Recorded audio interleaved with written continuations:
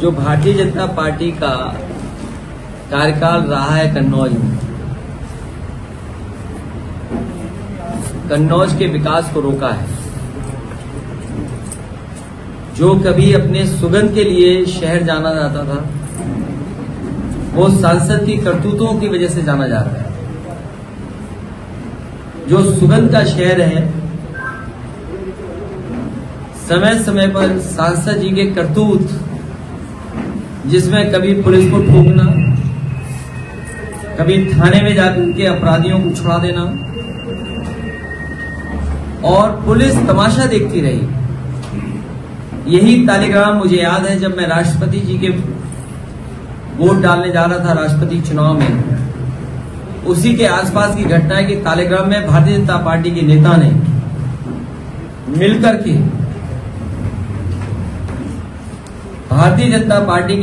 मिलकर के और कुछ पैसे देकर के दंगा कराने की कोशिश की थी। पुलिस ने उस समय मुस्तैदी से काम किया और उसका परिणाम यह हुआ कि भारतीय जनता पार्टी के कार्यकर्ताओं को जेल जाना पड़ा।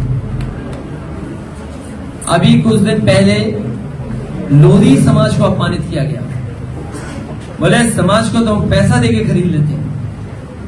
ये भारतीय जनता पार्टी का चरित्र है। सोचिए, भगवान बुद्ध की मूर्ति लग गई थी, उस मूर्ति को हटा दिया गया। वीरांगना अवंतीबाई, लोधी समाज की प्रेरणा देने वाली, जिन्होंने अपना जीवन लगा दिया संघर्षों में, उनकी प्रतिमा लग गई थी, उसको प्रतिमा को हटवा दिया। ये केवल वोट के लिए राजनीति करते हैं। किसी व्यक्ति को, किसी महापुरुष को, किसी भगवान को ये सम्मान नहीं दे सकते। और कन्नौज का विकास इन्होंने रोक दिया है। अगर इन्होंने कन्नौज का विकास रोका है तो कन्नौज की जनता इन्हें लोकसभा में जाने के लिए रोक देगी। क्या मैसेज है? इस बार चुनाव चंदा वसूली के खिलाफ होने जा रहा है। ईडी, सीबीआई, इनकम टैक्स के दबाव बनाकर के जो चंदा वसूला है, उसके खिलाफ मतदान होने जा रहा है। जिस तरीके से दिल्ली के मुख्यमंत्री केजरीवाल, झारखंड के मुख्यमंत्री हेमंत सोरेन, उन्हें झूठा फंसाया गया है, जिस तरीके से मोहम्मद आजम खान साहब और उनके परिवार को झूठा फंसाया गया, जिस तरीके से विधायक इरफान को झूठा फंसाया गया, इसके खिलाफ मतदान होने जा रहा है। और जिस तरीके से गाड़ी पलटा करके इनकाउंटर दिखाने का काम किया, उसके खिलाफ मतदान होने जा रहा है। जिस तरीके से जेल में हत्याएं हो रही हैं, जिस तरीके से थानों में पीट पीट करके हत्याएं हो रही हैं, जिस तरीके से इलाज न मिलने पर अस्पतालों में जान जा रही है, उन सब का हिसाब किताब जनता लेगी।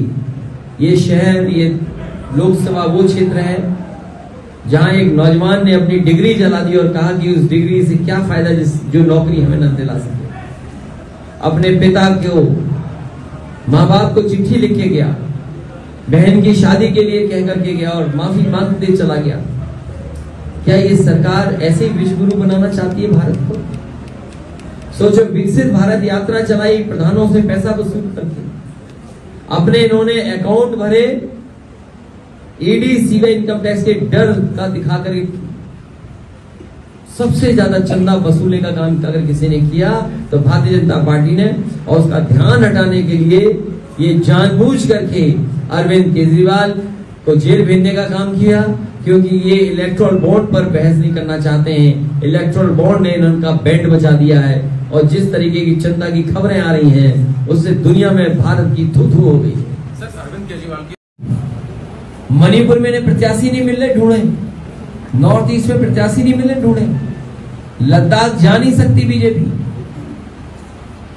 सोचिए, जो दुनिया की सबसे बड़ी पार्टी अपने आप को कहते हैं, वो दक्षिण भारत में कहां प्रत्याशी इनके पास। नॉर्थ ईस्ट में कहां है प्रत्याशी इनके पास? लद्दाख में और इस इलाके में पूरा इनके खिलाफ खड़े लोग हैं। ये लोग कह रहे हैं कि कुछ हिस्सा समुद्र का इधर उधर हो गया था, लेकिन रिजांगला जैसे मेमोरियल जो चीन ने तोड़ दिया, उसके बारे में क्यों चुप है ये लोग? क्या चीन से घबराती है भारतीय जनता पार्टी? अघोषित मुख्यमंत्री हेमंत सोरेन जी की वाइफ हो गई हैं। केजरीवाल जी की वाइफ को भी उन्होंने अघोषित मुख्यमंत्री बता दिया। और क्या ये कैसा लोकतंत्र है? वो केजरीवाल के ऊपर अटैक करते हैं कि अगर उनकी वाइफ इन सब मैटर में इन्वॉल्व हो रही है। लोकतंत्र में सवाल ये है कि आप झूठे मुकदमे लगा रहे हैं। चंदा वसूली के लिए आपने ईडी सीबीआई इनकम टैक्स को आगे किया, बड़ी बड़ी कंपनियों से आपने पैसा वसूला है। इस मुद्दे पर बहस न हो, इसलिए जानबूझ करके इस तरह के सवाल भारतीय जनता पार्टी उठाती है और अपने मीडिया सहयोगियों के माध्यम से उसको प्रोपोगेट कराती है। सवाल यह है कि लोकतंत्र में क्या आप झूठे मुकदमे लगा करके किसी भी मुख्यमंत्री पद पर बैठे इंसान को जेल भेज देंगे? आप कैबिनेट के डिसीजन को आप नहीं मानेंगे? अगर आज आप कैबिनेट के डिसीजन को नहीं मान रहे, कल आपके भी कैबिनेट डिसीजन को कोई नहीं मानेगा। और फिर आज अगर मुख्यमंत्री जेल जा रहे हैं तो कोई मुख्यमंत्री क्यों बनना चाहेगा? वो तो एसओ बनना चाहेगा, नौकरी पाएगा, एसओ की अच्छी नौकरी है, क्या हमें मुख्यमंत्री जेल भेजने को मिल जाएंगे? आप लोकतंत्र को कमजोर कर रहे हैं, आकर इंस्टीट्यूशन को आप कमजोर कर रहे हैं। इसका मतलब आप लोकतंत्र को कमजोर कर रहे हैं, और इंस्टीट्यूशन को कोई कमजोर कर रहा है तो वो भारतीय जनता पार्टी है। क्या इस पर बहस नहीं होनी चाहिए कि आपने उद्योगपतियों से 1,000 करोड़ रुपए लिए, आपने 500 करोड़ रुपए लिए, 400 करोड़ रुपए लिए, आपने वैक्सीन की कंपनी को नहीं छोड़ा, आपने जिसको ईडी सीबीआई इनकम टैक्स को दबाव बनाया, दूसरे दिन पैसा ले लिया। एक ही व्यक्ति अगर आपको इलेक्ट्रल बॉन्ड से दे रहा है, वो जायज पैसा है? सोचिए आप, कभी कल्पना करो केस क्या है। एक ही आदमी सब जगह पैसा पहुंचा रहा है। इलेक्ट्रल बॉन्ड से अगर बीजेपी को 50, 55, 60 करोड़ रुपए दे रहा है तो वो सही पैसा है। इसीलिए मैंने कहा था, अगर आपको याद हो अपनी पुरानी रिकॉर्डिंग निकालना, रुपया काला सफेद नहीं होता है, हमारा आपका लेन देन काला सफेद होता है। बीजेपी के लोगों ने कहा रुपया काला सफेद है, और आज सुप्रीम कोर्ट या कोर्ट की एक जज ने कहा कि सबसे बड़ा स्कैंडल अगर कुछ कोई हुआ है तो वो नोटबंदी हुई है, जिसमें काले धन को व्हाइट मनी कर दिया गया। और यही बात तो हम लोग कहते थे, याद कीजिए, कि दुनिया का सबसे बड़ा भ्रष्टाचार अगर कुछ हुआ है तो वो नोटबंदी हुई है। तो ये नोटबंदी जैसी बातों को छिपाने के लिए, जीएसटी से जो उत्पीड़न उसको छिपाने के लिए, अपनी नाकामी छिपाने के लिए, नौकरी रोजगार नहीं दे पाई सरकार उसको छिपाने के लिए, मुख्यमंत्री को जेल भेजना और अपने सहयोगी मीडिया के माध्यम से इस तरह की बातों को पूछना और प्रोपोगेट करना। आज सवाल उत्तर प्रदेश में माफिया का है कि नहीं है, लेकिन उससे बड़ा सवाल है कि इस उत्तर प्रदेश की हर परीक्षा लीक हुई है, नौजवानों के भविष्य से खिलवाड़ हुई है।